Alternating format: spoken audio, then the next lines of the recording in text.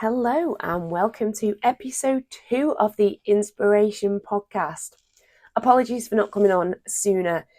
It has been a busy couple of weeks, to be fair, so unfortunately it was one of the things that got shelved from my to-do list. But I will be coming to you more regularly as I have made sure that I've scheduled in the time to ensure that I can bring you this information and content. Now today I'm going to talk to you about sleep and relaxation, because it is massively important to ensure that you have positive outcomes for the following day. You may have gathered by the look of me, I've not been sleeping very well at the moment. And that's partly because I've got a stinking cold going on, which is really impacting my sleep and my rest. So not great. But at any time in life, we can go through periods where we can struggle with sleeping. It could be due to stress. It could be due to symptoms of some kind of illness. For some of those ladies that are further on the journey in life, it can be due to their symptoms of menopause, or it could just be that things are just not going so well and you're not actually factoring in time and routines to make sure that you are sleeping properly. To make sure that you have better sleep, it's really, really important to ensure that you've got good sleep habits. Now, the key to making habits work is that you make them small and manageable, but you stack them up so that they will work in combination and that they grow into a bigger thing. It's important to have really good sleep routines because it enables your body to rest, revitalize, energize, and it makes sure that the hormone levels within your system are correct. Over the course of the day, our body goes through different hormonal cycles, and we can interrupt those cycles by the things that we put in our body, by the things that we do, and by the things that we expose ourselves to. Our melatonin in our system, which I know from some conversations I've had with NHS colleagues, melatonin at the moment is something that GPs are starting to prescribe more and more often again because people are saying that they're not sleeping. And our children, or those of us that may be on the neurodivergent spectrums, can struggle with that because we don't get the same levels in our system. So the prescription for that drug is going up more and more and more. Now, there are ways to get melatonin to work within your system over the course of the day, such as ensuring that you're not having caffeine too late on in the day. So kind of stopping about midday-ish, I would say, with any caffeine products, because the half-life will have an impact on your rest and your sleep and your hormone production. Excuse me. But also ensuring that you are turning off your laptops, your phones, anything that portrays that blue light and keeps the dopamine going in your brain all the time. You need to be restricting that down about an hour before you're looking at going to bed or trying to get into your sleep routine, because it is massively, massively important to let your brain come into a level where it's going to settle and it's going to go into a relaxation state rather than being on constant fire and alert, which is what dopamine does to us.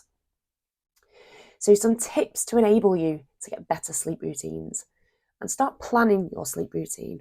Start planning it as if you would plan to get up and go and do something really big tomorrow. Start the journey of your sleep routine early on and plan it so you get the best outcomes from it. Try and go to bed at the same time every night and wake up at the same time every day. We hear about it all the time, but it's actually quite a simple factor within it, because your body likes routine and your body likes to know when it's going to do things and at what point it's going to do things. So it starts to regulate those hormones and that production of melatonin over the course of the day, ready for the time you're going to settle. As I've already said, turn off your screens. Practice relaxing activities before you go to bed. So don't be running around the garden like a lunatic. And don't be sitting there doing a Netflix binge. Might be how you switch off, but actually it might not, because you're taking lots of information in and you're going to process that while you're asleep. So instead, try a relaxing meditation or try a relaxing stretch session. So I'm not saying a big heavy weightlifting session. I'm saying something calm and relaxing. There is so much on YouTube and other channels and other platforms that you can get, and they are absolutely amazing. Just a nice, calm, relaxing stretch session with beautiful, calm music on in the background, low-level lighting, which is another key for sleep. Low-level lighting, not your bright white lights like I've got on now because I've been working, because it just helps your brain go into that therapeutic level of relaxation. Journaling and meditation can be really, really good because we store so much in our brain. Think of your computer, think of the RAM and how it goes crazy when you're putting too much information in it. It's got too much processing going on. Think of your brain in the same way. Help that machine shut down and go into that sleep mode by getting all the information you can out of it onto paper and just dump it. Things called brain dumps. Bloody brilliant. Like a spider diagram, look it up on the internet. You can throw everything on there, all your tasks you've got to do, all the things that are weighing you down or overwhelming you, and you can just get it out there and you can process it. As I say, journaling doesn't have to make sense. You can do whatever you want with it. You can be writing poetry with it. You could just be putting words on paper. You could actually be writing reams and reams of stuff. It's entirely up to you. It's your gift to give. And reading, something that I've gotten back into probably in the past 6 to 8 months. I used to love reading and think I didn't have time. With anything, you've got to factor in that time. You've got to make it part of your routine. So when I go to bed now, I do my journaling, I get my book and I read. There are sometimes I get 2 lines in and I'm falling asleep. There's other times I can read a couple of chapters and then I fall asleep. I like to read self-development books personally because I think I process that over the night and I take the information in and I can utilise it, especially with you guys and myself. But also, you don't want to be reading anything that's really going to get firing all neurons off and you're going to take that to bed with you. So be mindful about what you're reading at night time. A warm bath or shower 60 minutes before you go into bed is lovely because it brings your temperature up and then it will bring it down again. So you'll go into that state of, oh, I need to get warm and snug. And it just helps you. Some nice lavender bath salts or lavender aromatherapy within the bath can be really, really good to help you relax. That leads me on to scents. I use a lot of joss sticks, a lot of incense around the house because I adore it. I love my house smelling beautiful like that. But using things like lavender, chamomile, things like that can be really, really good. And they're quite cheap, to be fair. They're not overly expensive, but that can just help as well with the sensory kind of side of relaxation.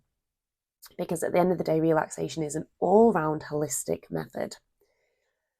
And a warm drink, but not caffeinated. As we've already said, caffeine has that half-life, which hangs around for ages, 5.5 hours. So you don't want to be having anything caffeinated. If you are particularly sensitive to caffeine, be careful with hot chocolate because that does have a level of caffeine in it.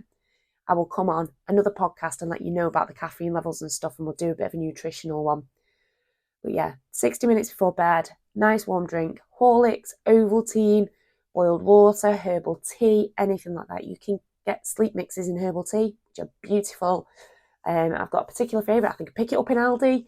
It's in a little blue box and it's got apple in it and things like that. Oh, it's so nice, so lovely.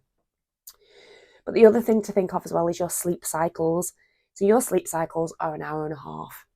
So if you try and make it so that you go to bed at a time, that means you're going to get hour and a half cycles all the way through up until waking up, then you will find that you will wake up refreshed because you're waking up at the end of that cycle. You're not in deep sleep, you're not in REM, you're in light sleep, so you come to naturally wake up and feel more refreshed.